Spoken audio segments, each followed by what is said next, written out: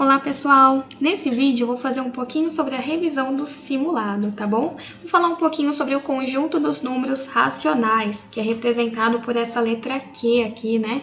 Essa letra Q veio de quociente, né? Os números racionais são números quebrados, né? Que vieram a partir de uma divisão não exata, tá bom? Então, o que são números racionais? São todos os números que estão representados na forma decimal, aqueles números com a vírgula, tá bom? Podem ser positivos ou negativos, mas são esses números representados com a vírgula. Portanto, também podem ser escritos na forma de fração. Como nós sabemos e já estudamos, os números de vírgula, né, os números decimais, eles podem ser transformados em fração e as frações podem ser transformadas em números decimais, ok? Então, aqui nós temos o conjunto numérico, né? Conjunto dos naturais, conjunto dos inteiros e o conjunto dos números racionais aqui, ó. As frações, os números decimais e os números decimais que são chamados de dízima periódica, tá? Porque eles não têm casa finita, tá? Eles têm casas infinitas, né? Por isso que tem esses 3 pontinhos no final. Bom, vamos para as nossas transformações. Um dos exercícios que é muito bom estar estudando é a transformação do número na forma decimal. Olha só, esse número aqui é um número racional, é uma fração, um número racional, e eu preciso expressá-lo na forma de número decimal. Bom, eu vejo muitos alunos cometendo bastante erros. Isso é um aluno do 8º, do 9º, qualquer aluno comete esse erro, tá bom? Então, só estou passando aqui para falar novamente, né? Como é que eu transformo uma fração em um número decimal. Pessoal, o primeiro erro que todo mundo comete é achar que o número 1 é a parte inteira e o número 5 é a parte decimal. E aqui o sinal negativo, né? Não é isso que acontece, tá bom? Então, fique esperto porque essa transformação desse jeito está equivocada e totalmente errada. Qual é a forma correta de transformar, então, uma fração em um número decimal, né? Um número com vírgula. A forma correta é a partir da divisão do numerador pelo denominador. Reparem que o sinal ele vai continuar sendo negativo, tá bom? O sinal não se altera aqui. Então, o primeiro passo, eu pego o numerador, que é o número 1, e divido pelo denominador, que é o número 5. Então, vou fazer essa divisãozinha aqui. 1 é menor que 5, portanto, não dá para dividir na parte inteira. Então, eu tenho que passar para a parte decimal. Para isso, eu vou colocar um 0, e aqui eu acrescento um zerinho. Agora sim, continuo dividindo, né? Quantas vezes 5 para dar 10? 2 vezes, tiro 10, resta 0. Então, que número será esse? Vai ser o 0,2, mas perceba que o sinal de negativo vai continuar ali no número, tá? Esse aqui é o número decimal da fração 1/5. Vamos fazer um segundo exemplo. Olha só, eu vou pegar o número 10 e vou dividir por 8. Então, 10 é o dividendo, 8 é o divisor. Quantas vezes 8 para dar 10? Apenas uma vez. Deixa eu só trocar de cor. Uma única vez, né? Que é 8. E 10 tira 2. Ops, 10 tira 8, sobra 2. Para continuar essa conta, já que o número 2 ele é menor que 8, eu não consigo fazer esse problema nos números inteiros, né? Eu teria que passar para a parte decimal. Então, quando isso acontece, eu coloco um zerinho aqui e coloco a minha vírgula, entrando para as casas dos números decimais. Agora sim, quantas vezes 8 mais se aproxima de 20? Olha só, acho que 2 vezes, né? Que 3 vezes vai passar de 20. Então, 2 vezes. Vou tirar aqui o 16, porque 2 vezes 8 é 16. E 20 tira 16, resta 4.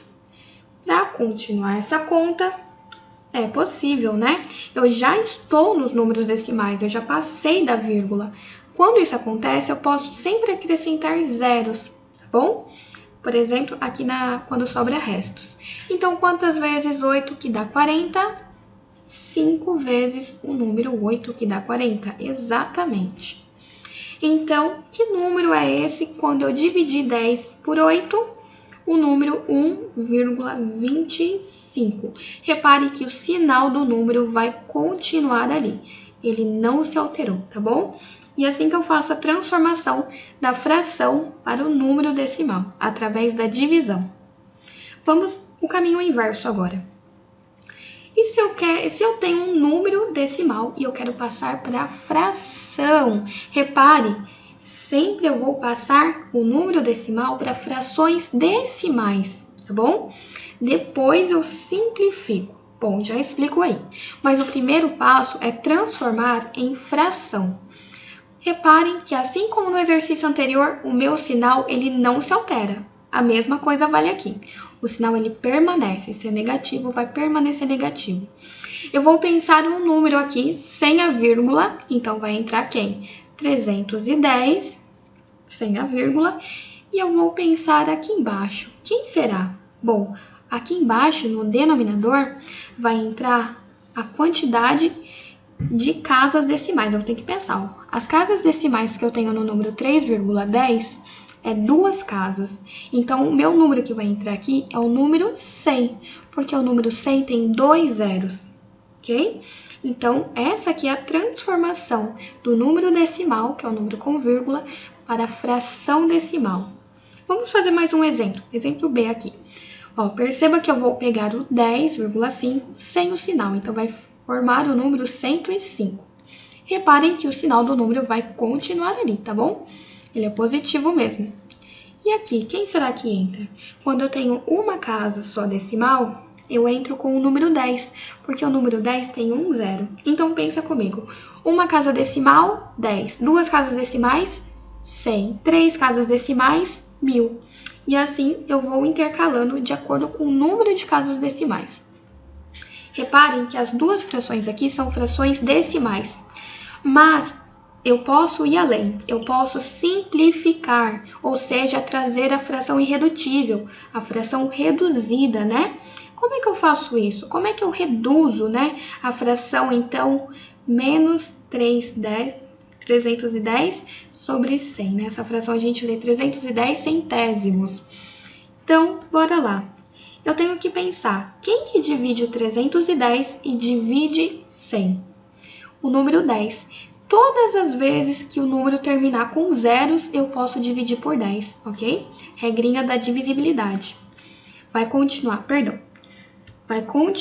o sinal de menos aqui, porque essa fração é uma fração negativa. Isso não vai se alterar, tá bom? 310 dividido por 10, 31. 100 dividido por 10, 10. 31 décimos. Agora, será que dá para continuar simplificando? Tem algum número que divide o 31 e divide o 10 ao mesmo tempo? Bom, não tem, tá bom, gente? Então, quando não tem números que dividem ao mesmo tempo, eu não consigo simplificar. Eu vou permanecer aqui no 31 décimos. Vamos simplificar agora a fração da letra B, né? Que é a fração positiva aqui, 105 décimos. Eu preciso pensar que número que divide 105 e que número que divide 10. Todos os números que terminam em 5 e em 0 é divisível por 5. Já repararam que a tabuada do 5 é sempre 5, 10, 5, 10? Sempre termina com 0 e com 5, com 0 e com 5? Isso quer dizer que todos os números que terminam com 5 e terminam com 0 dá para dividir por 5, ok? Então, 105 dividido por 5... eu acho que é... deixa eu só verificar que eu já esqueci. Acho que é 21. 21, isso mesmo. 100 dividido por 5 é 20. E esse 5 aqui, 21. E 10 dividido por 5 é 2. 21 meios, né? O sinal aqui vai persistir positivo. Será que eu tenho algum número que divide o 21 e divide 2? Não tem, até porque o 21 é um número ímpar e o 2 é um número par, tá bom? Então, não dá. Essa aqui é a forma irredutível, é a forma simplificada. Então, prestem bastante atenção no anunciado, tá bom? Por quê? Eu vou pedir para vocês fazerem essas transformações, mas eu sempre peço a forma irredutível. Então, tome bastante cuidado se você dá a fração decimal e não a fração irredutível. Então, façam todos os passos das transformações, ok? Vamos para um próximo exercício. Aqui eu vou falar um pouquinho sobre oposto e simétrico dos números racionais, né? Os opostos e simétricos, eles têm o mesmo significado, que nada mais é do que inverter o sinal. Numa reta numérica, a gente consegue ver de cara o oposto e o simétrico, que é exatamente a partir do zero, né, que é a origem, que a gente consegue ver os opostos, né? Por exemplo, a fração 1/3 tem o seu oposto lá do outro lado da reta numérica, no menos 1/3, né?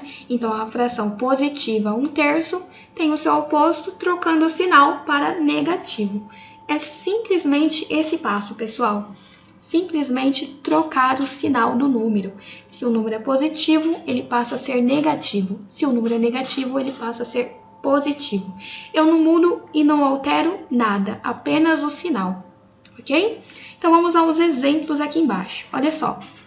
Mas reparem, isso é válido para oposto e simétrico. E lembrando que oposto e simétrico têm o mesmo significado, tá? Se eu peço o oposto ou se eu peço o simétrico, eu estou pedindo a mesma coisa, ok?